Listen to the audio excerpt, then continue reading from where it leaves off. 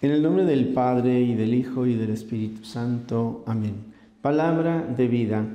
Del Santo Evangelio según San Marcos, capítulo 3, versículos del 20 al 35.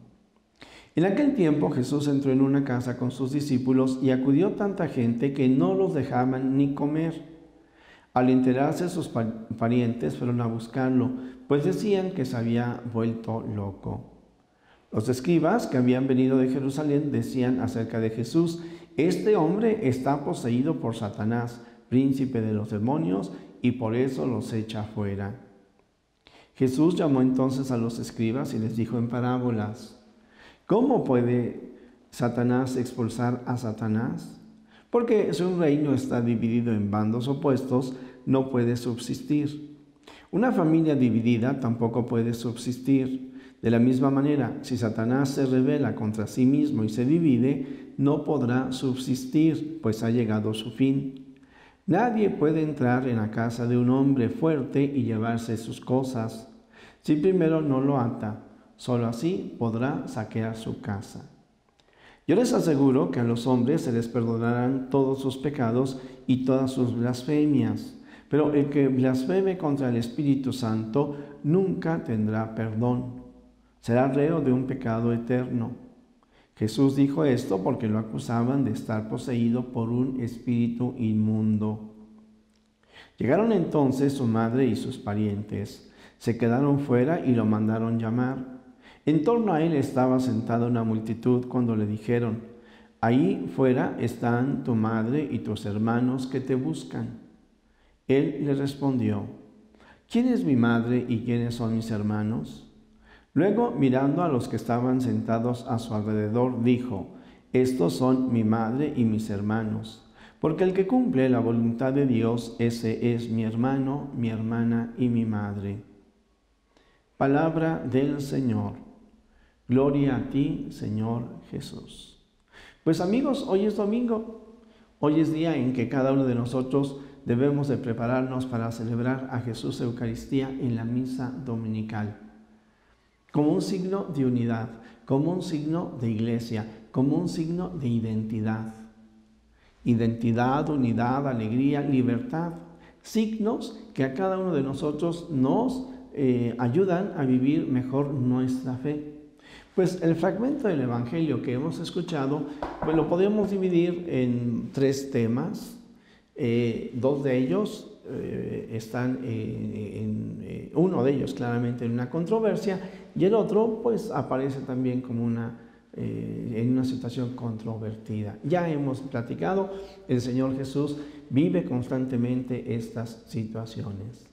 La primera resulta muy interesante porque nos encontramos con una acusación que le hacen al Señor Jesús respecto a que si lo que Él está haciendo no es producto del demonio. Y el Señor Jesús pues va a aclarar, y aquí en esto lo interesante, ¿a quién se lo está aclarando?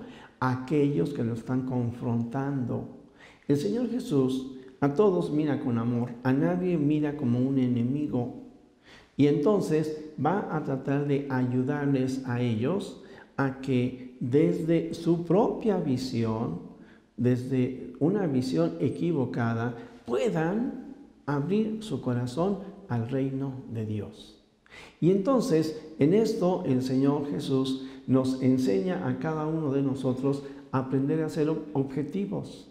Es extraordinario este pequeño fragmento de la manera, en la lógica en la que el Señor Jesús va señalando cómo lo que Él está realizando es por obra de Dios y no propiamente obra del diablo, del enemigo.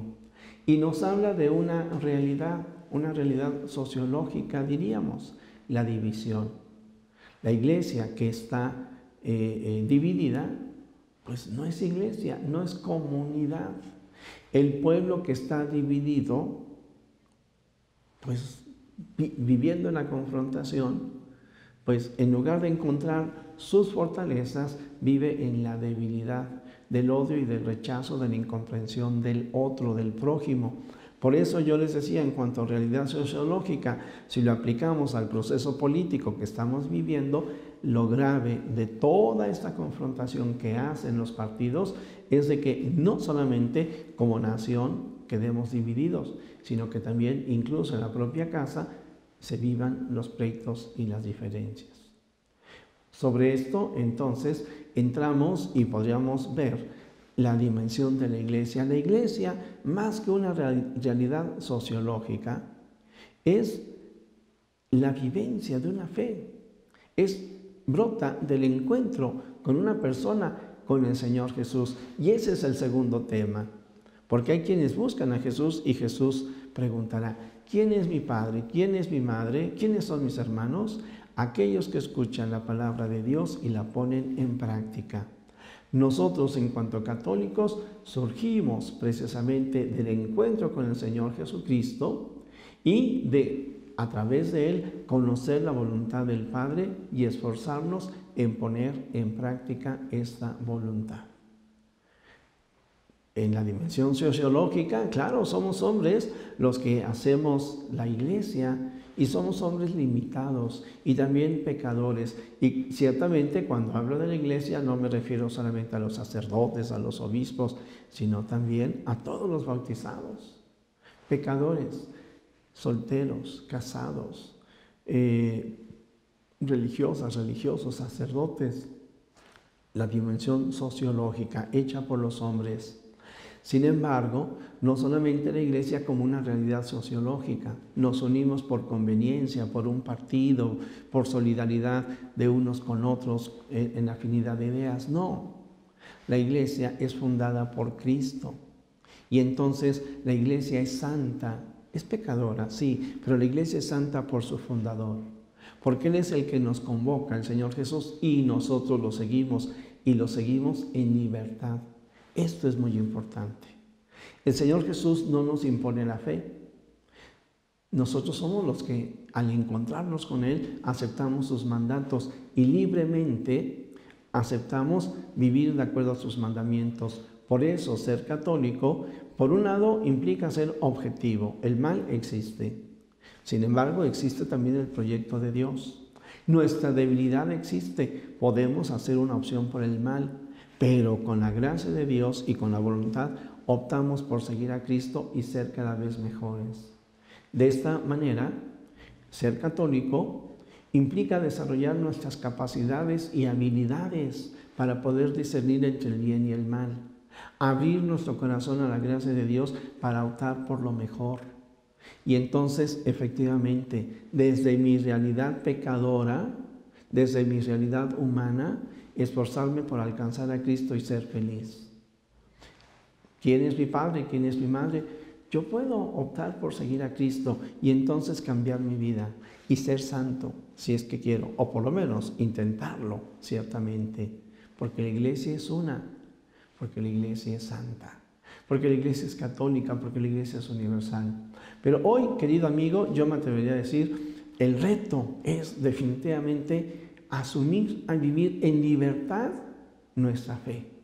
Y a lo largo de esta semana vamos a estar meditando precisamente sobre el tema de la libertad. Cómo el Señor Jesús viene a liberarnos y cómo efectivamente esta liberación requiere de tu presencia y de mi de la aceptación de cada uno de nosotros de la palabra del Señor Jesús. Casi como si fuera una serie, yo te diría, no te pierdas las siguientes reflexiones que vamos a tener a lo largo de esta semana, porque son interesantes. No te pierdas estas meditaciones, porque es la palabra de Dios. Lo único que yo voy a hacer es ayudarte un poco y juntos podamos cambiar nuestra vida, conocer mejor al Señor Jesús, ser libres, ser felices, ser mejores. Pues hoy yo diría, y a manera de una síntesis, ser católico me enseña, me pone el reto a ser objetivo. Ser católico me reta a, por encima de las divisiones naturales, a vivir en la unidad con Cristo y con mis hermanos.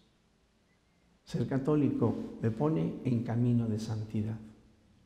Jesús, que todos te conozcan y te amen, es la única recompensa que quiero.